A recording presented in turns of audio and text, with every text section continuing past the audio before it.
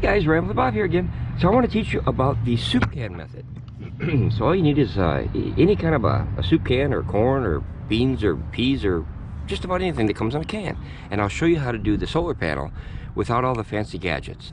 Okay?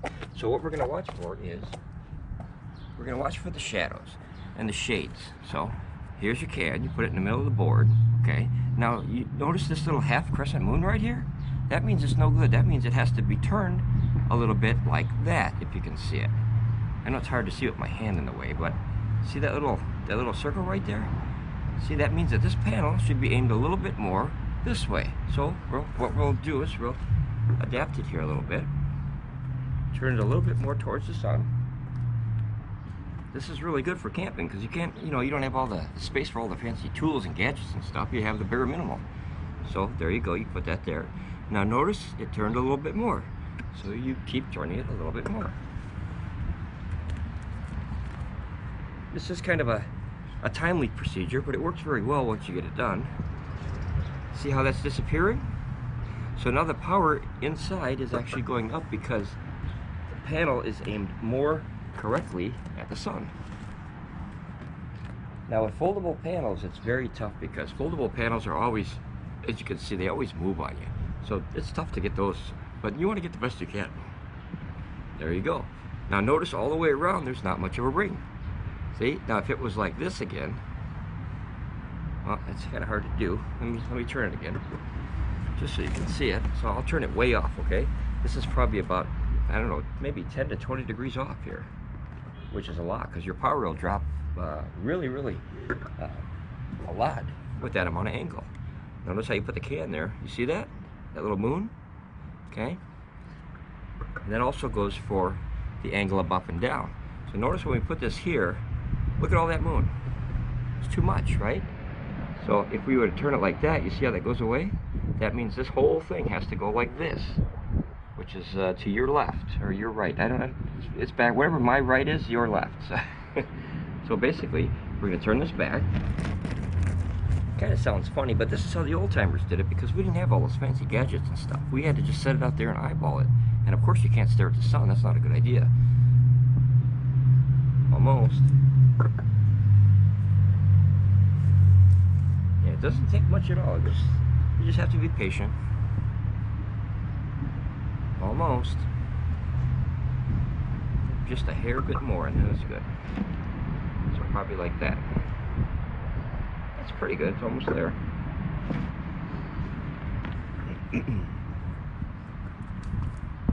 There you go. Now notice that all that moon is gone. There's just a little bit, and that's on the angle. So you just want to put it up just a hair. And portable panels have this thing called sag. It's like a moon shape, a crescent that it does. So that's hard to fight with, as you can see. That's tough to fight with. But look at this. Perfect, right? There you go. Now this is that Bluetti PV200 panel. And I'm going to show you inside in a minute how much power we're getting in off this panel. These are nice looking panels. Very well. The IP rating is only 65 though, guys, so you don't want to keep them out during the rain or snow or anything like that. Bluetti doesn't have the IP rating on their website, but I was able to find it through another website where they tested it and they were able to figure out that it was IP65. I don't know why Bluetti didn't put that on their website, but all right, let's go inside and see what we got for a perfect soup can. All right, I'll see you inside. Okay, guys, part 2. Now this is the Bluetti PV200. We're inside now, of course, and this is the ACOUCOU P2001 that I used last time. So the temperature today is about, I want to say about 64 degrees. So it's definitely warmer than the other day, and cool panels obviously produce more power. So I'm going to let this run in real time now. We're bringing in 156 watts of the PV200, and here's the actual schematics of it. So we have just under or just over 9 amps. We're going to call it 9 amps because it keeps going up and down. That's the sun and the clouds and everything. It's much clearer today than it was the other day though. But it is warmer. It's about 10 or 15 degrees warmer.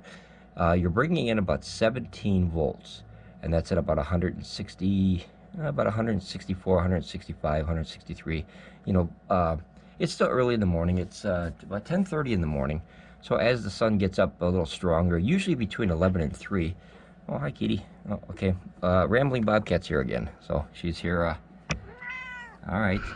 Hold on, wait. Don't rub on the camera. Okay. Sorry, guys. She's a superstar. So when she sees me or hears me talking to myself over here, she comes running to see what I'm talking to. She's an attention getter for sure. She's gonna bump the camera. All right, you want to say hi real quick? Okay. All right, she said hi, guys. Sorry about that. All right. So, boy, there's always an interruption in this review process. Okay, so what we're gonna do is we're gonna unhook the meter, because usually you get a little bit more power when the meter's not in the way, because the meter is actually eating up some of the energy. You know, it has to turn on the little fancy screen here and process all the information. So we're gonna go straight through. We have about 50 foot of 50 foot of 12 gauge cable. This is that stuff that Jason always turned me on to. It's really good. It's landscaping cable. I like it. It's for like lighting around the house and whatnot.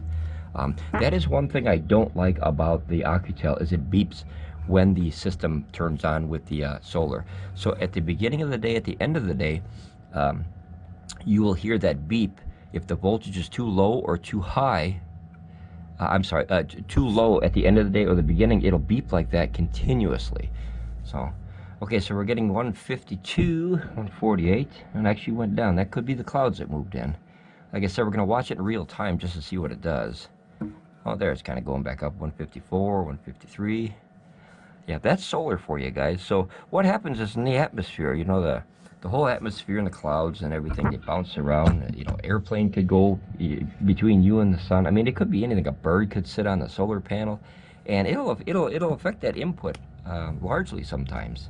Like just the other day, I had my 4 Acopower 200-watt panels out there. I have 4 of them in series parallel, which is 2 and 2, and then those two together is, you know, like a left and right arm. I have those together in parallel. And a bird pooped on the panel, and of course you had to go clean it off. Now, as soon as I cleaned that off, that panel started working again. So that poop that was on the panel, unfortunately, was large enough to actually almost stop about 70 or 80% of the power output of that panel. So that's something you want to watch for, guys, because that'll create a hot spot and then possibly burn out your panel or that spot, you know. So even though it doesn't look like much on there, that leaf that's resting on a solar panel, the bird poo or the bird itself.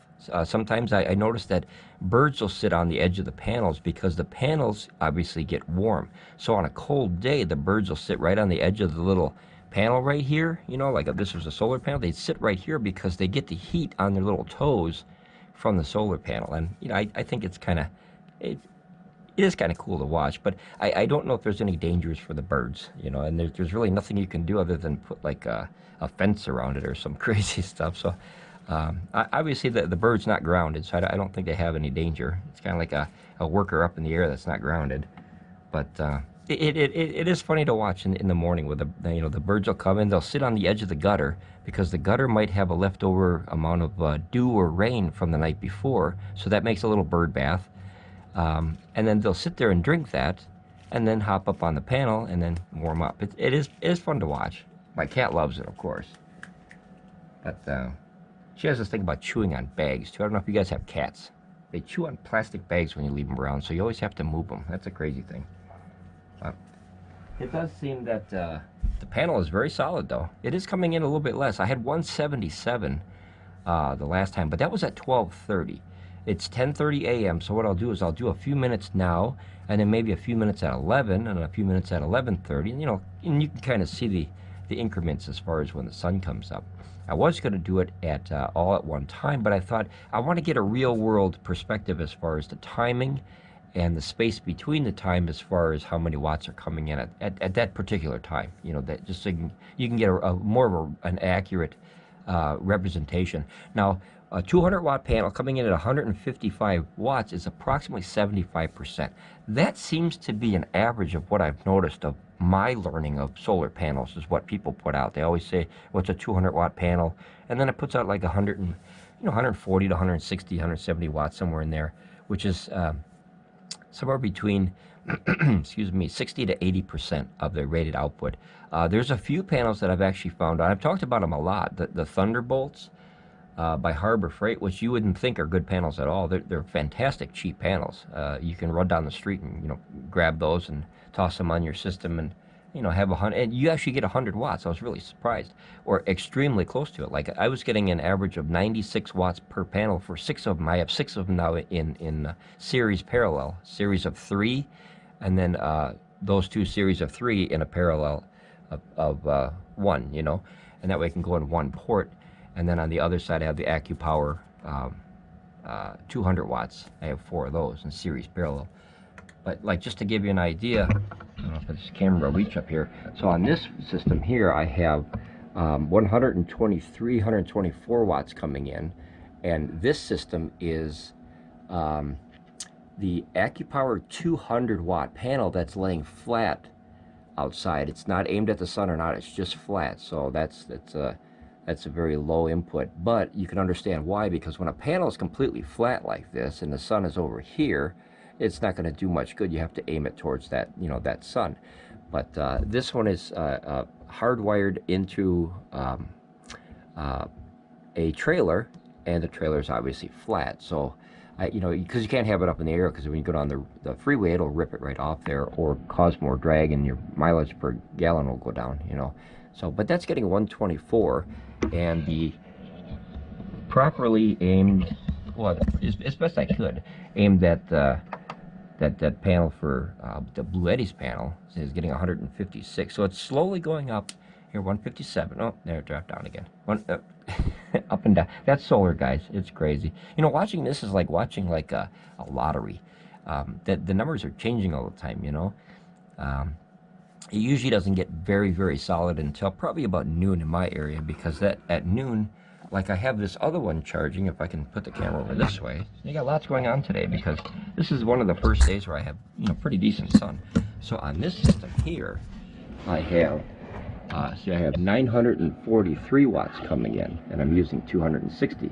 Now that's the Pecron system, and I have that one hooked to the 6 Harbor Freight ones, okay, at 100 watts apiece, and then the 4 Acopower 200s. Now I have a 5th Acopower, which is powering this one, and that's bringing in 124.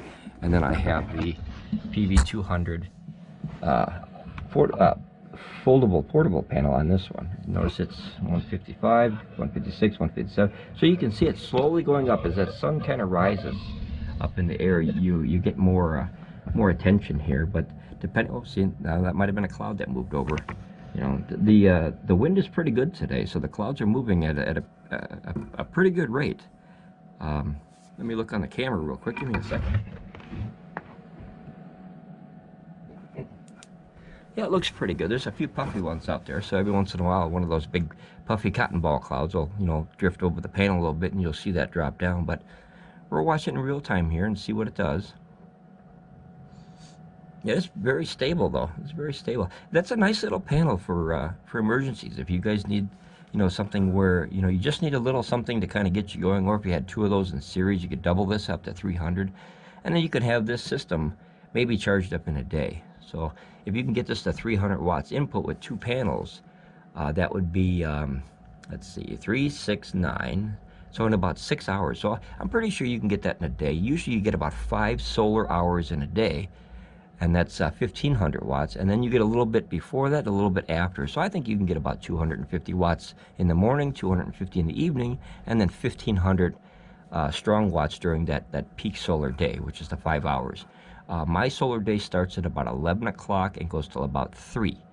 No, wait, I added wrong. 11 to 4, sorry, 11 to 4. And that's the 5 hours of solar in the Midwest for me. Your location is always going to be different, because that's just the way the Earth is set up, and the, you know, the way the ball is spinning or whatever, and it's just the way solar works. Like, there's some areas in the United States that get very, very low amount of sun, and there's some areas that get almost like let's take Alaska for instance, up by Canada there. So Alaska has like 6 months of daytime. Isn't that crazy? 6 months of daytime and 6 months of nighttime. So imagine if you were there and you could have a solar panel working for 6 months straight, 24 hours a day. What a perfect scenario. However, Then you have to go through that 6 months of nighttime, which is very strange, and it probably affects your body pretty much too. That's a weird place. You know, a very nice place, but it's a weird place because of that solar activity. You know, if you get up and, you know, go to work and it's still sunny, and you come home and you go to bed, it's still sunny, and you get up and eat dinner and it's still sunny. You know, it's sunny 24 hours a day is a very strange thing. However, I would love it for solar power, you know. Just imagine being able to pull in these little watts from God, you know, the fancy free rays, if you want to call them, 24 hours a day. I mean, you could really pile up a bunch of power and then use it in the wintertime. I don't know if you'd be able to power that much, but boy, if you had like, you know, go crazy here. If you had 1 million watt hours of batteries and you could power that up in the summer and then use it in the winter, that would be pretty cool.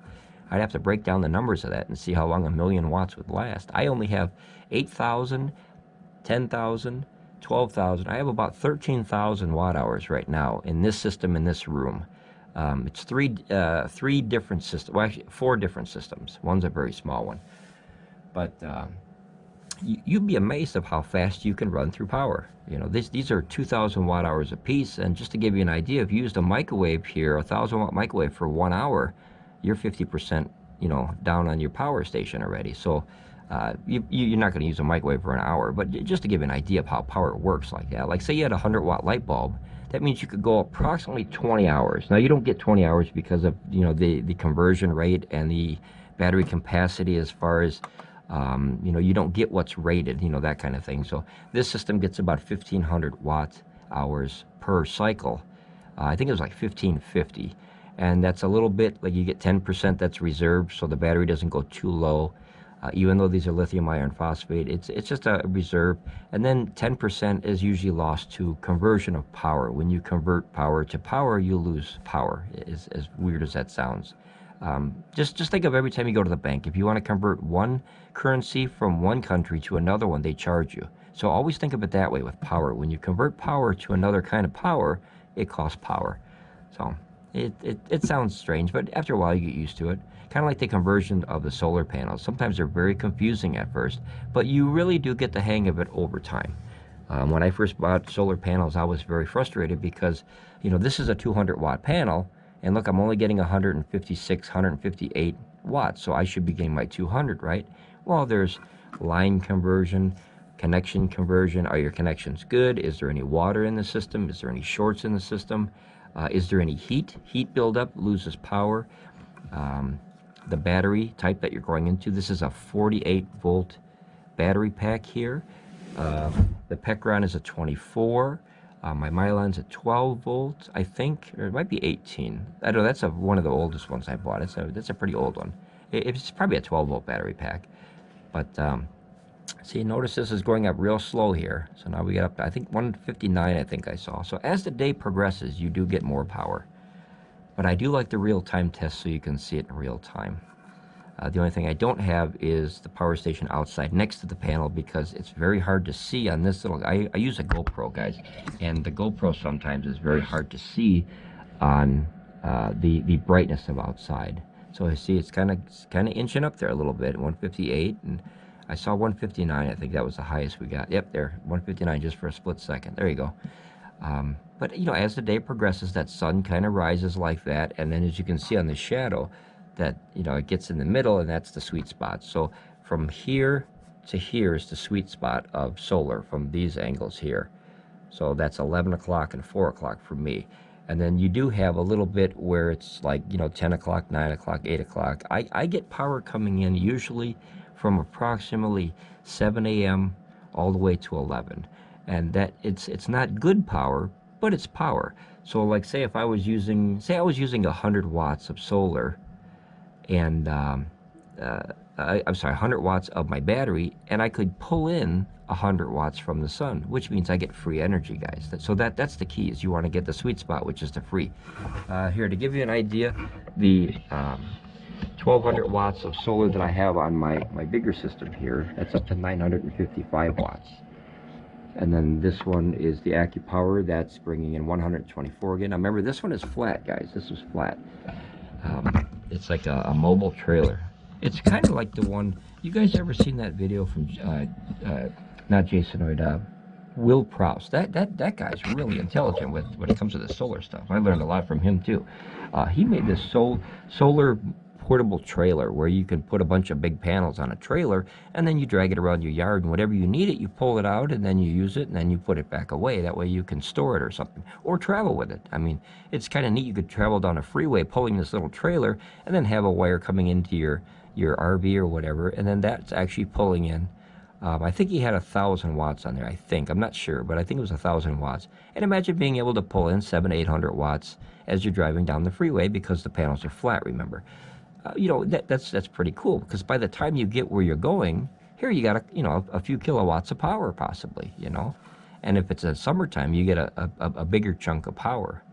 So here we're at 158 here. And you can see it's inching up slowly, but okay, I'm going to come back and I'm going to try to keep this video short, but you know, you guys know by the name, I ramble.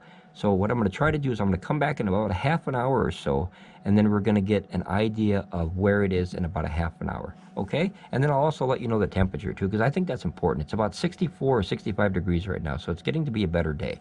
And that might be why this is down a little bit more. But not too many clouds coming in, I noticed. It doesn't dip. All right, I'll be back, guys, okay?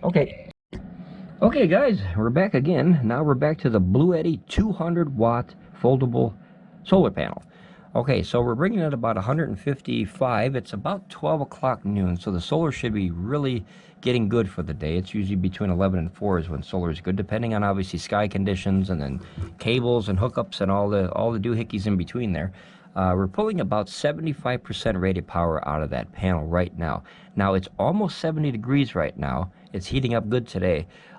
When I tested it the first time, and you saw it on video, I was able to get like 177 watts out of that panel or so.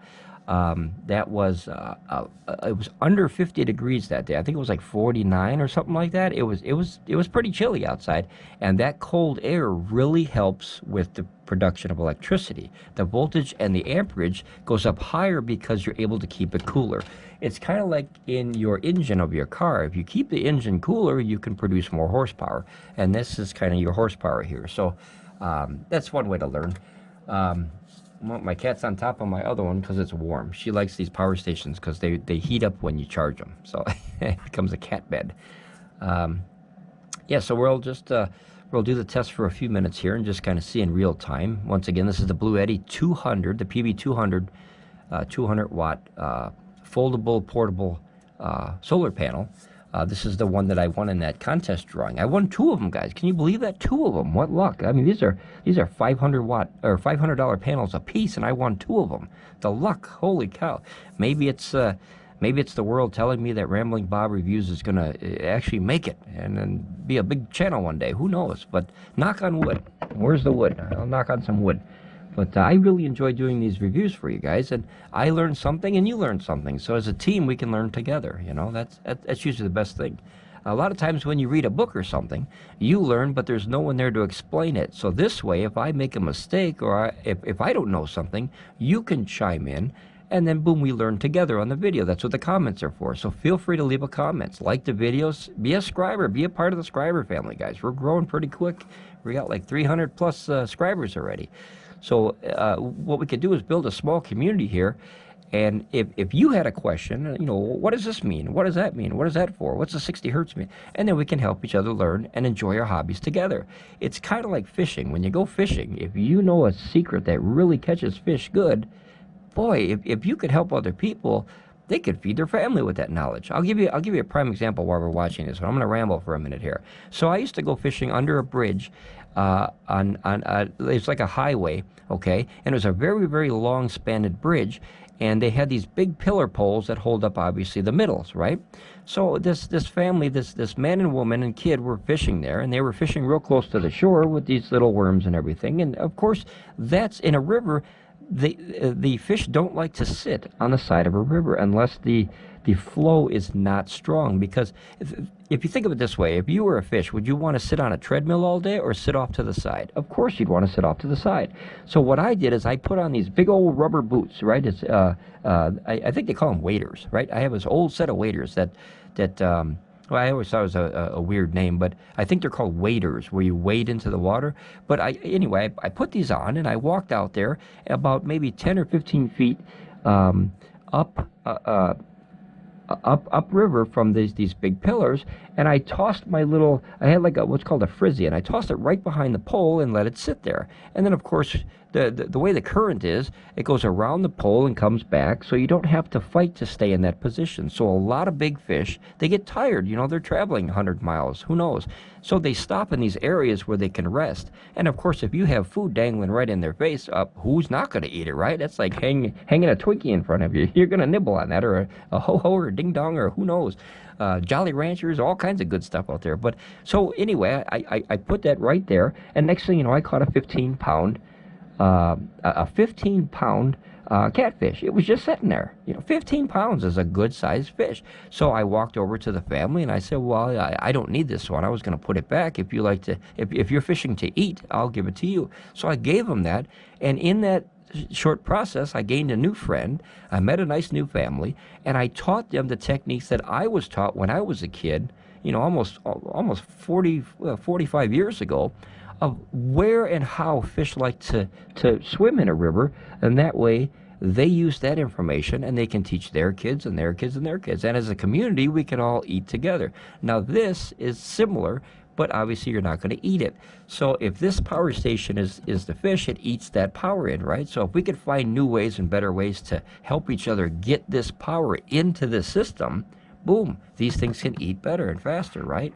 So that's all we're trying to do as a community. So join the community.